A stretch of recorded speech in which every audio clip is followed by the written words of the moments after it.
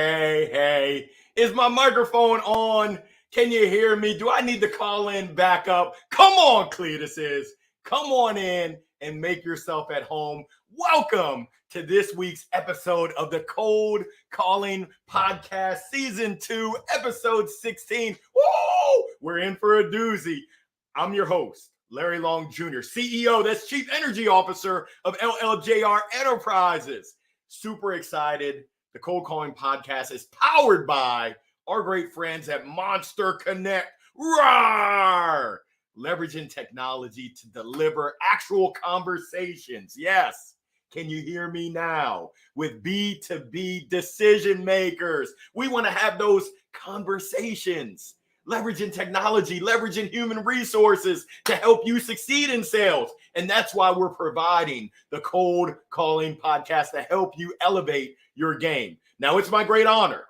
It's my privilege. I am humbled to welcome today's guest coming in from Florida by way of ATL, Hotlanta, via Ole Miss. Yeah, she's a go-to market growth advisor, a demand creator, a revenue generator, a relationship builder, a community builder, a sales consultant. She does it all. She's an author. Watch out now. She's an investor. She's been recognized by LinkedIn as a top lead generation voice. Yes, you will be able to hear her. Let's put our hands together and give a warm Cold Calling Podcast welcome to our guest today, Miss Amelia Taylor. Officially am retiring. This is my retirement speech because I now have made it. Now I have made it with what you just said. I think I'm done. I think I'm done here. I think I have this is my retirement speech. And also I'm going to get that on replay. I'm going to play it every morning. That's my wake up alarm. And I pump up. So thank you. And the honor is right back. You don't understand how many times I've said to myself, one day I'm going to jump on and talk to him. So you kept seeing me pop up on your Instagram live feeds you're doing. And I'm like, hey, jumping in, sending you DMs because I'm like, I want to be like him. I want to learn from him. And he's doing things that are not the normal. He's showing up as him.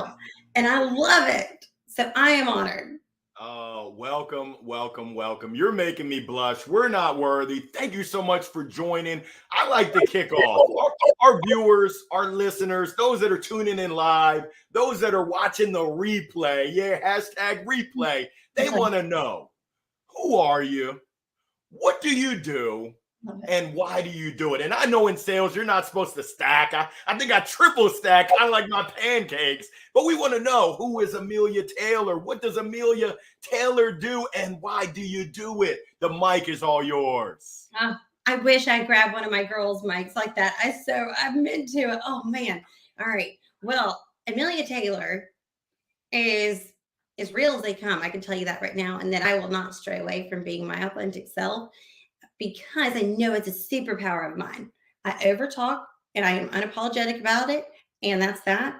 But I am someone who drives revenue through relationships. And I know that is something that I know how to do extremely well while helping salespeople and leaders alike learn how to leverage that EQ just as much or more than that IQ, because that is so powerful. Knowing how to read the room and talk to people like humans. Just be normal. That's what's going to be the driving force of what the future holds too. But that's where I'm living right now and what I know I do best. I am a single mom of 2 little girls that I absolutely adore, and they're my driving force for everything, and they are my why. I've got a picture of them right next to me on my desk because it's the visualization, right? It's seeing what your why is and having things that are right in front of you. It's like constant reminders. This is why I'm doing what I'm doing. So I am pursuing kind of my own passion project. I'm trying to make my own big thing right now, with it being the core foundation of revenue driven by relationships. And that's just not revenue. It's also the aspect of there's referrals. There's the retention. There's the people that are actually in your corner. There's just solid people that you meet that you want to have in your corner cheering for you. Larry, you being one of them, that jumped into yours. And so thankfully you jumped back into mine. And so, that is where I am at today. I'm in building mode. I'm in who is Amelia mode and taking a step back to take step forward, like a lot of steps forward. But I learned how to take some steps back because I did not know what I did not know. So humbled myself and said, be still. I don't do that well. Be quiet. I don't do that well. But I am purposefully and intentionally trying to make an impact in my future. And if I don't do the core things now, I'm not making any kind of impact. Wow, that was. I got to pull out the green mic. You just dropped the mic right out the gates. Good googly muggly. And you talk about keeping it real.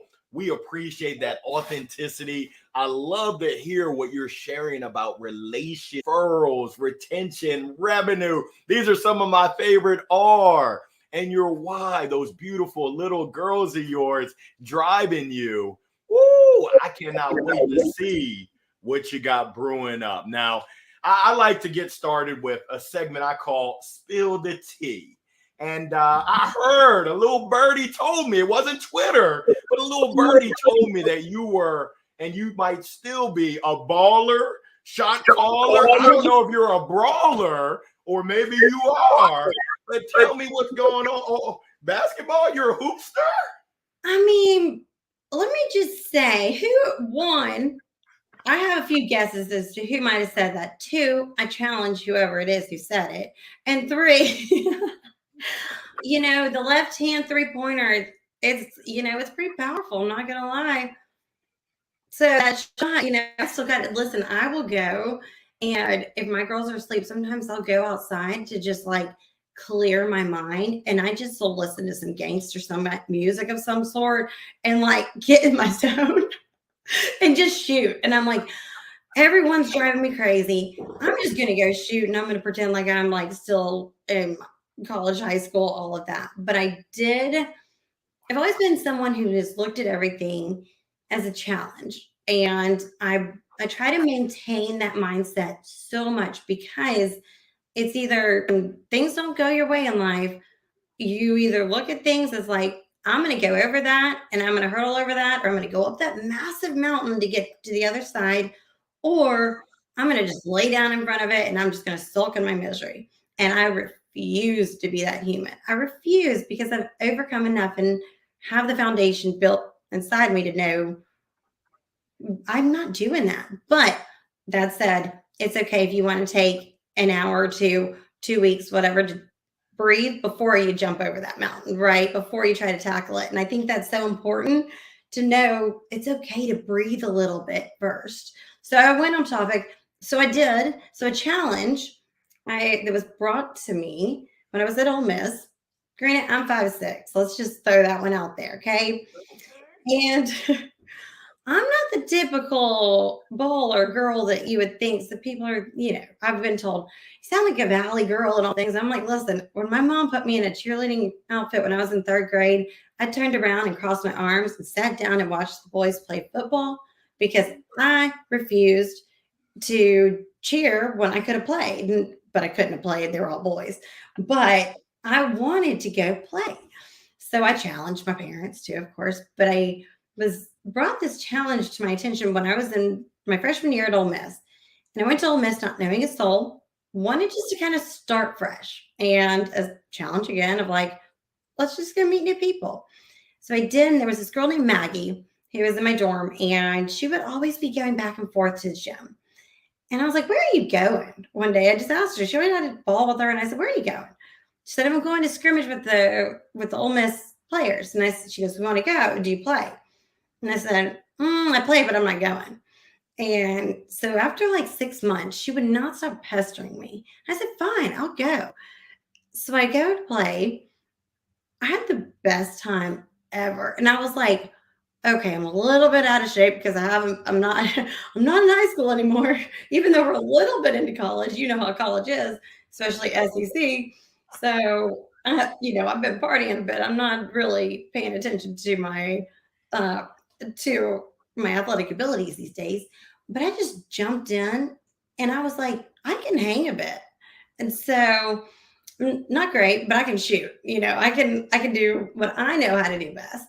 And so I decided to walk on my sophomore year, not knowing.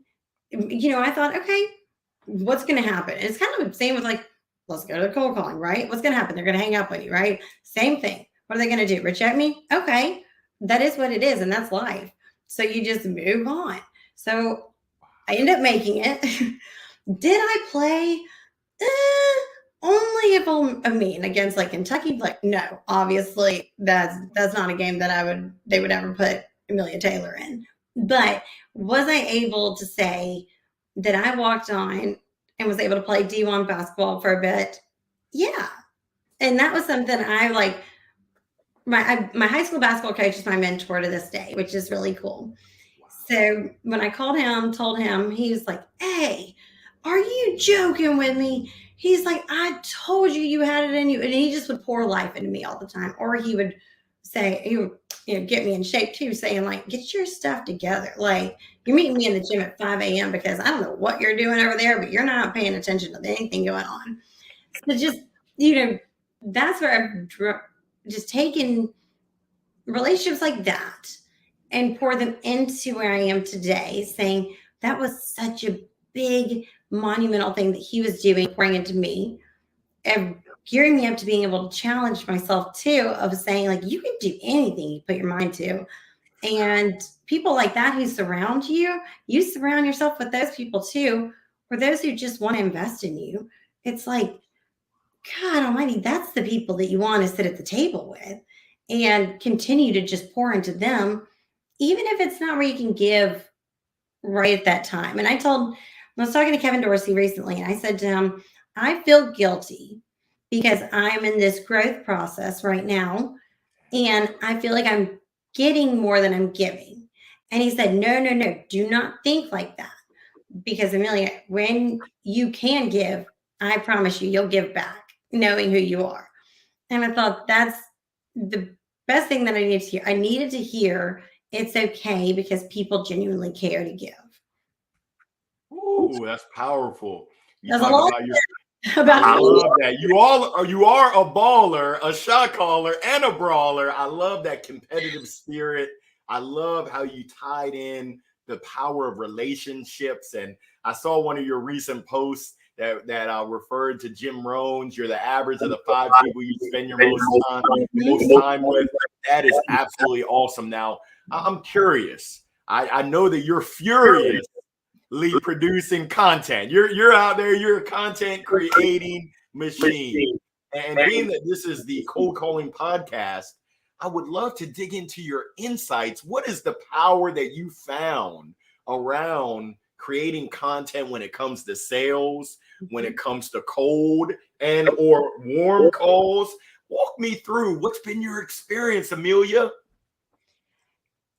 I realized when I was at Reggie recently and part of Base of them, which I'm still seeing the prices, they're wonderful. But I realized taking a step back, I never had a process I really lived by.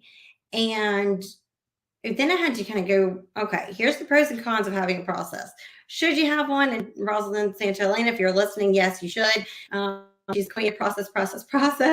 But I also know how I operate best. And I know when I've got the core aspects of things that are like, okay, say I'm talking to someone and I know who this individual is. I know I've already done a little bit of like, the research on who this is. Look at their about section. Great. You've got 2 kids, me too. Yours driving you crazy like mine. Just by the way, having that kind of just here, let me let you go ahead and have your guard down because mine's already down. So I'm not going to have expectations. And so even with messaging people, it's hey, either way, cheering for you guys and your success. Let me know how I can be an advocate and be in y'all's corner. And 9 out of 10 times people are like, okay, you said the either way is this whole psychology thing, right? It's So either way, it's fine if you want to chat or not, but I got your back. Like either way. So just know that I have not been one to process per se until kind of the past 3 months where I've tried to develop what Amelia's process is of pouring content out because if I mean, this is another retirement announcement. I'm going to retire because of the amount of times people have told me, I see you everywhere. If I had $10 for every time I heard that, maybe even five, I'd be done. I mean, I'd be on a yacht somewhere and you wouldn't know where I was. But the thing is that a good thing or a bad thing? Am I pouring the right content into these people and hearing when people say, Amelia, this really spoke to me, or this was something that was life giving? That's the fuel that keeps the fire burning for me to produce more content. Then I'll ask for feedback too. Hey, did this even make sense? Did this resonate? And so with the feedback, I'll just pour it into my notes section in my phone. I'll dictate a lot though. So dictate, but it's deciphering when I dictate. When I did because my phone doesn't want to understand me because I talk a lot and it says so it's code a little bit. So I'm like, what did I say? This was a great idea. I have to. So it's something that I found powerful because my mind will be way more creative at night than it is at midday. Midday, that's slump. And so, but I'll read certain things and then I'll put it in my notes. I'll go back or I'll dictate it in my notes. And then that's just my idea generate. That's my, swipe file, if you will, of, oh yeah, that's something that I feel like is important. But nothing is planned when it comes to content that I create. I don't have a planner or this is the topic because what's relevant today is not going to be relevant tomorrow. We don't know what we don't know. Times could shift and change. LinkedIn could break and I got to go jump to another channel and say, what's going on with LinkedIn and let's talk about it. So I can't you can't have this whole, you can have a process, but you got to learn to pivot. Wow. Wow. What recommendations, if I'm tuning in right now and in my role, the expectation is that I'm making 50 cold calls daily. What recommendations do you give to me? What, in addition to the calls, how else can I elevate my production, my productivity, my results? What can I do, Amelia? I know that you're a creative mind. Ask questions, be super hyper curious. Curiosity is like the driver for everything because people are thinking, oh gosh, a cold call, like get out of my phone right now. I was in the middle of something, like go away. Ask the right kind of questions, but not always pertaining to what you're going to solve for them, right? That what you can do. Let's get on this peer-to-peer level of we all put our pants on the same way and we don't fall asleep with our titles. So don't say that. But know that and realize no one is superior to you other than through their title. So you say an SDR is talking to a CEO. Great. Show up as though you also have your time just as worthy as theirs. Your time is valuable just as much as theirs is. So know and write these things down to where you can see them. My time is valuable. Have a sticky note, put it where you see it. And this is just, you're constantly remembering these things. My time's valuable. And then have your go-to questions that you ask. That was something that when I was selling RevOps services, realized real quick, these people were a different breed than just the salespeople that I was typically selling to. So I found myself in the first conversation I was having, and it was with Nate Nasrallah, who is a brilliant human. He was looking at me kind of sideways, smiling a little bit, and I stopped and I said, I think this is where you take over and you teach me something about what I don't know. And he goes, I would love to. And I said, thank you. And he goes, so what I would have said right there, and we ended up working together. We became friends. I mean, he's a buddy to this day because I simply stepped back and said, I don't know what I don't know. So when you don't know something, say you're an AE though, you don't know something on a call, it's okay to say, I don't know.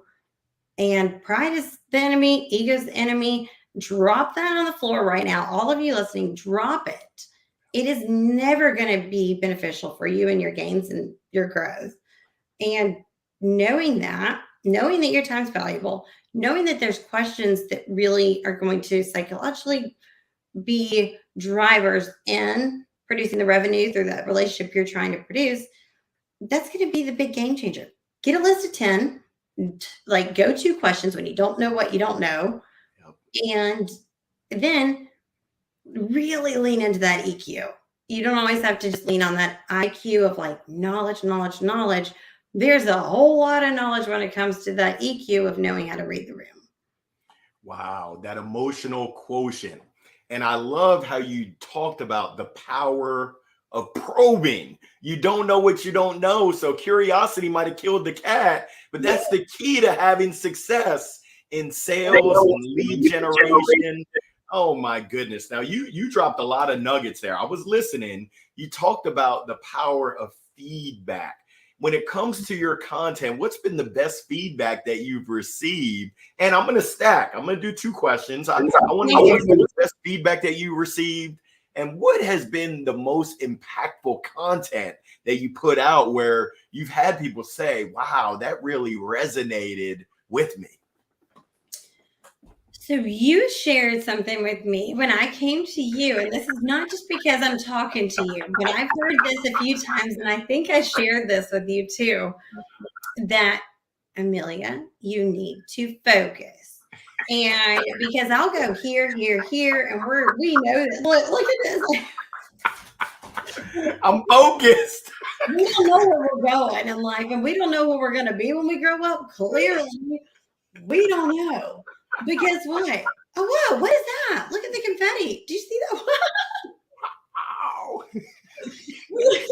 Zoom, no, whatever. Thank you, Monster Connect. Shout out to the confetti.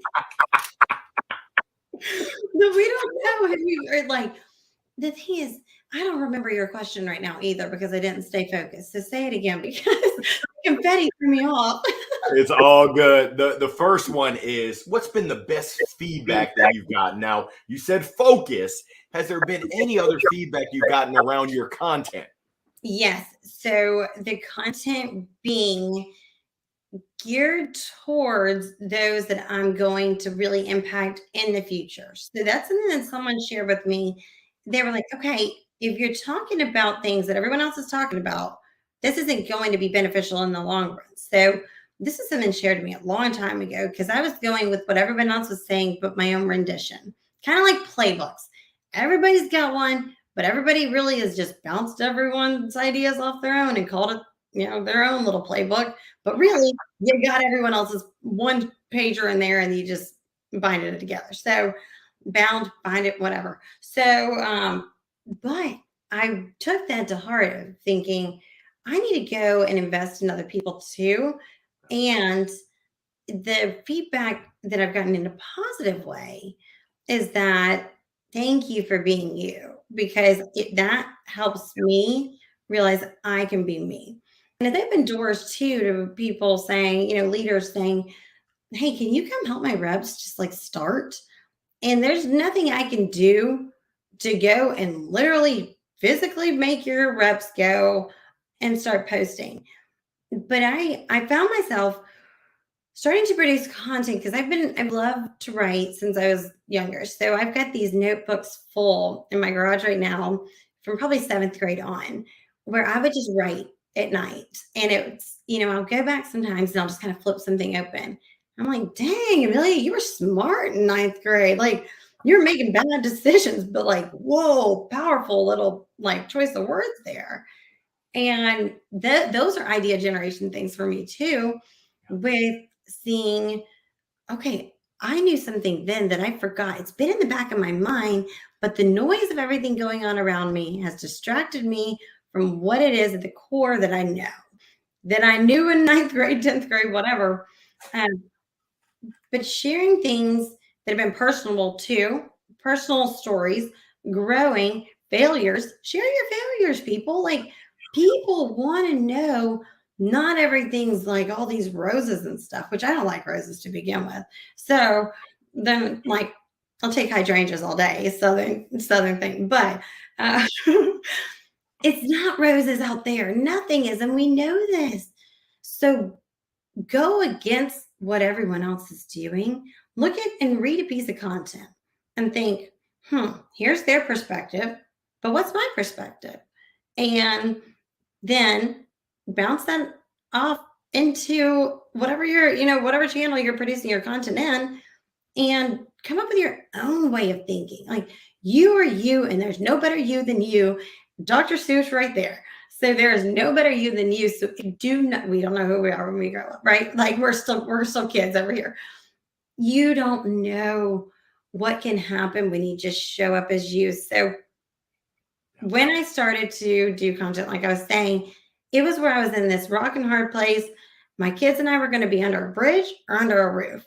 And through a messy divorce and this kind of personal stuff, but it's my story. And so I had to decide, I'm going to either just be humble and ask for feedback, which was a big thing too, of like, does this make sense? And so I would go to people way above where I was in life, because I didn't even know what the acronym SDR was when I started. I did not know. I jumped into a role and I was like, what does this mean? I mean, I didn't know, but I knew if I did not produce the numbers and I did not humble myself, I did not ask people what the right way to do things was, and show up where people were living already, those that I was trying to get meetings with, then I wasn't really being the core of who like Amelia is, which is big and loud and da da da da da, and I'm loud and I know that. And so I know if I don't show up loud, I'm not being me. That's So right. I challenge everyone, just be you. Show up. I don't care what you produce. You might get 2 likes on that thing, but bravo, could have been 0. And then you might get 3 the next day. You might get 4. But don't look at everyone else thinking you have to go and do what everyone else is doing. Because I started with not knowing a single thing about one little tiny thing when it came to producing content. Do I know the algorithm? Absolutely not. But do I know if I show up as me, people will resonate because those are in my corner. Those people are in my corner. 100%. Yeah, that's powerful right there. The power of authenticity, being you, truly you. Oh, showing up, getting started. I love it. Now, you mentioned KD. I saw KD a few weeks ago in Austin at the Untap Your Sales Potential retreat by Ian Cognac. You mentioned when we were chatting, Scott Leese. Last week's episode, we had the great Lori Richardson, and she talked about, Lori is amazing. We talked about the power of mentorship. So I'm curious, who have your mentors been? Who's had the most impact on where you are today and your success? I love this question. So when I did my post the other day about what you referred to, uh, with the people that you surround yourself with, I tagged some people in there that were the catalyst in my growth. And those people, because someone asked me that not long ago, who are the catalysts in your growth and who have gotten you? And I thought, well, the people I've surrounded myself with. Or they asked, what has been the catalyst? So I thought, okay, well, the people. And it was easy to just roll off the tongue, the people that I was surrounding myself with, because it is so true. And so Leslie Vanetz has been a pillar for me in every way, shape, and form, because that girl, she will tell you how it is. And she'll tell me, Amelia, if you don't stop overthinking about this, you are going to literally burn yourself to the ground. Like, you are overthinking. And she will tell me, because she knows me enough to know this is the way that you are. And you need more of like a slap in the butt, go get him tiger, opposed to come to Jesus in the corner. Let's talk about it quietly. So knowing how to mentor people is so huge, right? And I'm sure that, that was tapped into. So she knows, like, hey, I'm going to shove you and you're going to go, and I'm going to give you a pep talk, and I might take a swing and you're going to dodge it, but you're going to learn, because I've been where you're at, where you're trying to build and not knowing how to do it, but you're not being proactive. You're just being a little bit reactive right now. Like, take a step back. Think of it in this way. So Leslie Vanessa has been someone who has been massively just a advocate for me, poured into me, checks in on me, and Alexis Scott being another one who she has been someone who has grown alongside me. And we became friends literally because one day we both commented on something on someone's post. And I reached out to her, she reached out to me, one of the two. And we were like, hey, we're both in all the same places. We should be friends and let's chat. We jump on a Zoom. It was like an hour and a half, couldn't stop talking. And we were like, oh my gosh, we are one and the same in a lot of ways, but we're very different too. And I mean, she called me last night. I'm like, did you see my lines? you broke the internet. It's electric. You gave your own joke. I like that, Amelia. Joel. Where's my Joel? I got my Joel book right around here. My girls, I think, were coloring in it the other day, so I just spiced it up a little bit. So we got some extra Joel energy going on in that book. But there's people, but those are two women who have poured into me. So then there's people, Ravi. How in the world do you say his last name? Because I never, Ravi, how do you say it? Ooh, he talks like this. Me lying on here. Ravi, he talks like this. Ravi, you know who you are. Ravi Rajani. Yes, I will butcher his name through and through, and he knows it.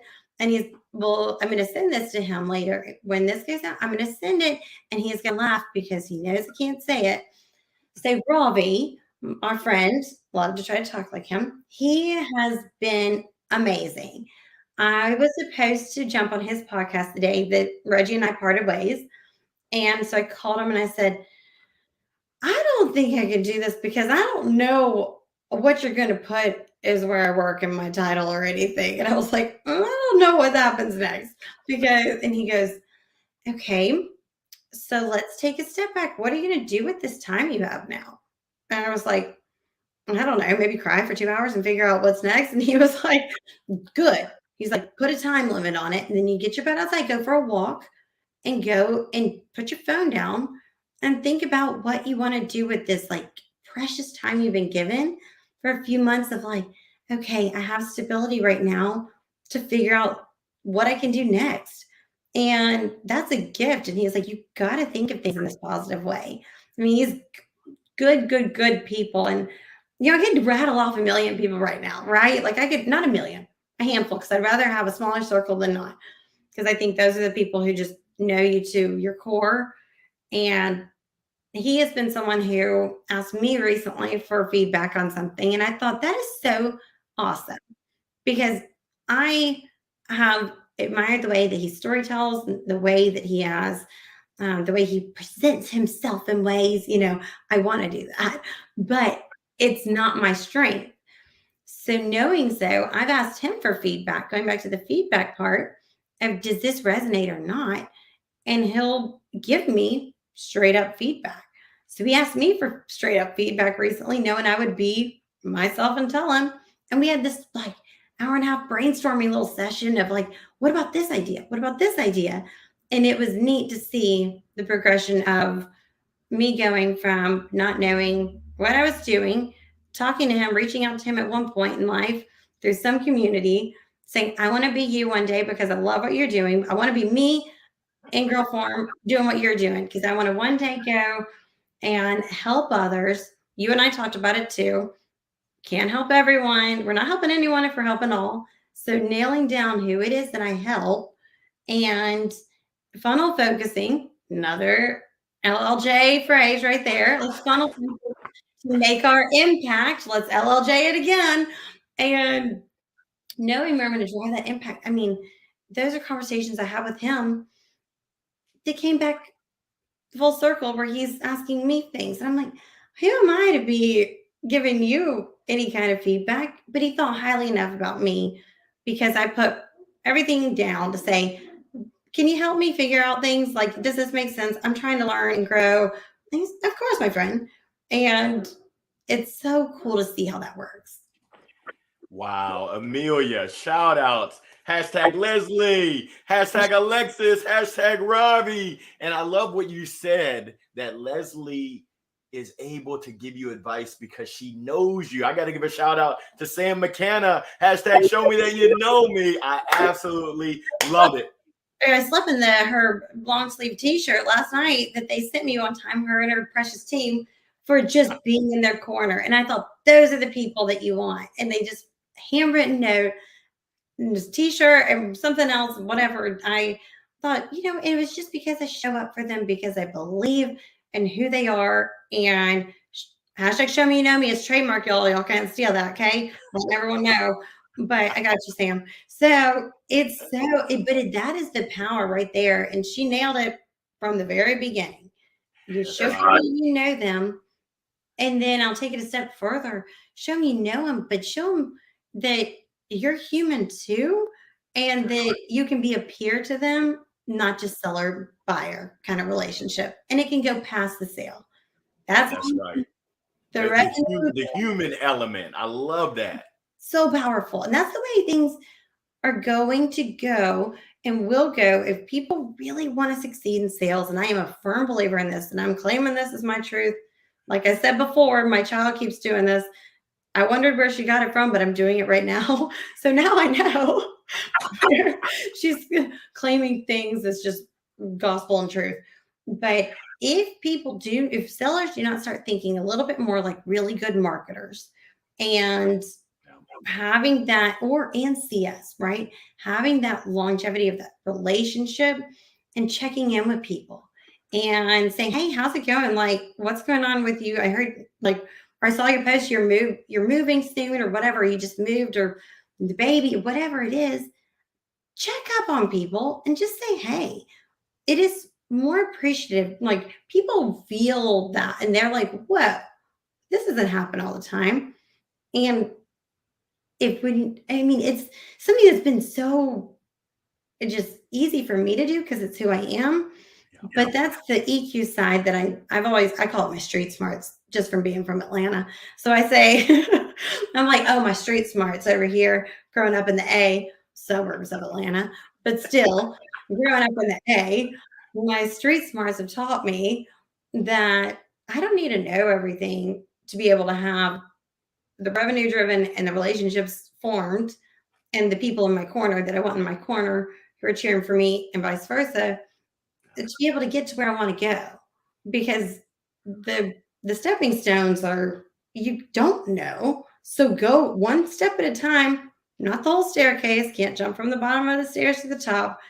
Hate to break it to everyone, you can't. I've tried a whole lot. Like I have tried the amount of times I've gone down those stairs, full face plant down the stairs, right? Not physically, but hypothetically speaking, but from trying to do everything at once, you can't do it. So just when it comes to content, when it comes to relationship building, when it comes to how do I approach someone in a community? How do I approach somebody who's I feel as though is a whole nother level than I am? You just do it. You take that next best step and you do it. And then you say, if it fails completely, ask for the feedback. Hey, listen, I butchered this. What could I have done better? Because I'm really trying to learn and grow. So humble yourself enough to ask for that feedback when you do fall on your face, because everybody's going to. And if you say you haven't, you're a liar. So I love it. Revenue, relationships. I'm going to do spill the tea part 2. I did a little digging. I understand there's another R, real estate. You sold luxury real estate in the Keys? I did. And, I would go and form these. Okay, so back to relationships. I would form these great relationships with these people who were just, I don't know where their money came from, but they just had a whole lot of it. They had all these investment properties. So I would say, hey, can I go pretend like your house is mine for the day? Because they'll be living somewhere else, right? And that's just an investment property they have. And I would just go work in these beautiful homes and literally having pinching pennies, also working at my girls' preschool at the time after messy divorce stuff and figuring out what to do, thinking, I've got this much to my name. How am I going to feed my kids tonight and get gas in my car and have groceries for the rest, things like that, where you're like, you're going to figure it out. And so I was like, well, people are going to be the driving force behind all this. When I have these relationships, then I would sit in these homes and I would work because the people would be like, yeah, go pretend like it's yours. Like, amazing. But then you hear the ocean and it was like, okay, I can do hard things, right? Going back to this, like the childlike mentality, I can do hard things. And I would sit there and just really think, okay, what is my next best step? Because I don't have a choice but to move. You can't, I mean, inaction, still inaction, through and through. So when you choose inaction, like you are choosing mediocrity. And I can't. I cannot do that for myself. And I cannot do that for my children. And I cannot do that for my overall growth. And knowing so, if I wanted to level up, I had to go build these relationships. And it's a natural thing for me to just be like, hey, you too, we'll talk to anybody. And people have to pull me away sometimes, like, quit talking. But people are everything when it comes to how you're going to grow. So there would be people who I would meet and they would say to me these just, little bits of wisdom here and there and whatnot. And it's like, whoa, I didn't realize that you thought highly of me enough, even though I'm just trying to dip myself into this pool of what I don't really know, but I'm going to try by joining the top team in this real estate group. Because I looked, I said, okay, who's the person who's like making the biggest moves? Because I need a little bit of money right now. So what's going to happen is that their sales, I'm going to get a pinch of that if I help and say, I'll do your admin work, even though probably wasn't right half the time because I hate it so much. But the best salespeople hate it, right? The best salespeople, worst admins.